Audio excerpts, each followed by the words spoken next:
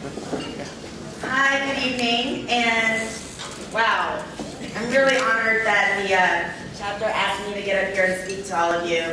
First of all, I know all of you are really tired, so if you're feeling well.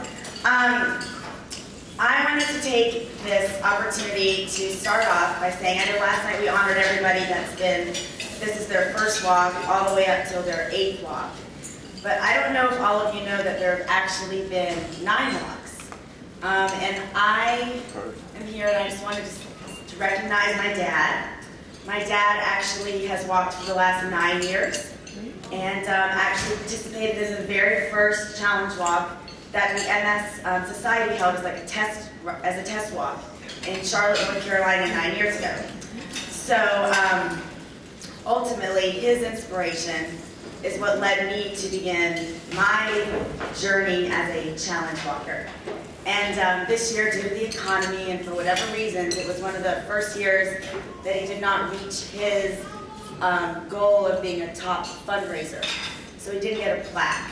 But if you have, you know my dad's very proud. And he had a drawer when we were little, collecting all the paintings that we did up until the age of, I don't know, until we started making paintings in school. So once he began his career fundraising for the MS Society, his plaques became his decor on his wall in his office. So earlier this weekend, I presented my dad with a plaque since he didn't get one this year.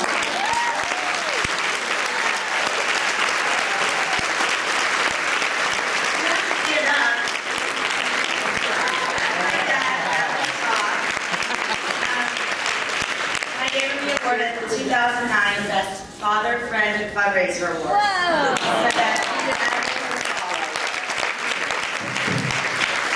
And I'm also just going to throw in there, I'm going to give him our Team Optimistic plaque too, because his inspiration for me to walk is what led us to have the team that we have now. So thank you, Dad, for your inspiration.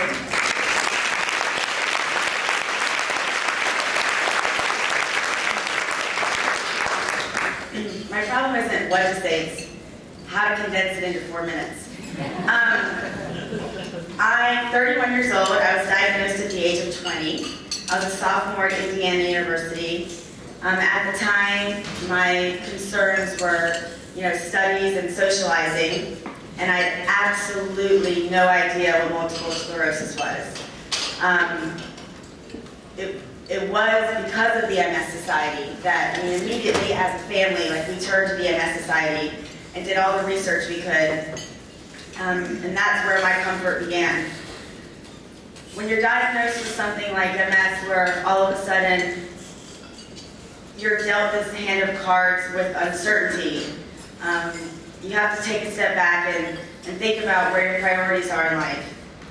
Well, for me, at the age of 20, my life, I don't really know how to say it, but everything really shifted for me, because a month after I was diagnosed with MS, my first best friend passed away, and 9 months later, my other best friend passed away. So in 1 year, I was really given a really big glimpse of what life means and how precious life is and how fast it can be taken away from you. So all of a sudden, having MS wasn't necessarily the shortest stick in the bunch. And so when my friends passed away, and then I realized I was given this choice. And I think to anybody out there, if I can get one message out there, is if you're newly diagnosed, or even if you've been diagnosed for 10 years, we still have choices. And so I chose to plant my feet all over this planet as long as I could. And that is how I choose to live my life. I travel everywhere, and I do it in the spirit of friends that have passed away and to honor myself. And sometimes it's hard to say that life really does give you silver linings, but I truly believe in silver linings. And I think through tragedy, that's where a lot of us gain our strength, and a lot of us gain maybe an additional sense of purpose. I've never been an adult without MS. I don't know anything else. I've had MS longer than I could drink legally, so it's just part of me. And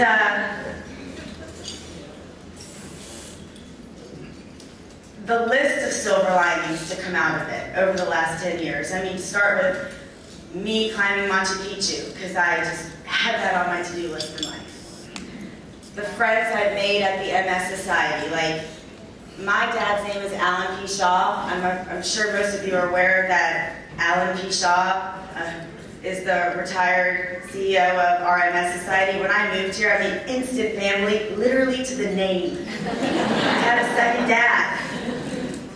And, I mean, it's such a passion of mine to be a part of this MS Society, to helping Beth with her articles and doing the radio spot for KPRI this year, to volunteering for the bike rides. It's just where it's what I connect to, and it means so much to me to make somebody smile that has it, or to reassure somebody else that someone with MS can go out there and still live their life and spread the awareness. Just, I'm a girl next door. It can happen to me. Like, whatever it is that I can do to have a voice and be out there with it, it's like just who I am. And, I mean, obviously, most importantly, my team, the Optimistics. I mean, how we came together. I mean, most of us met 3 years ago at an MS Women's Weekend that the MS Society hosted. And we walked into a room just like this, and you kind of look for that table of young people. You look for that table of who are the people here I can connect with. And that's how we found each other. And that's the 5 of us that are friends. I mean, we've been through so much, and I wouldn't have them in my life if I didn't have MS, and they're such a blessing to me. So, you know, without the rain, there's no rainbows. It's kind of been our motto to our weekend this weekend as a team. And the one message I can walk away from the stage saying is just that remember every day is a choice, and that your choice is that attitude. And it's just that perspective. And so do what you can to smile, and know that you're making someone else smile.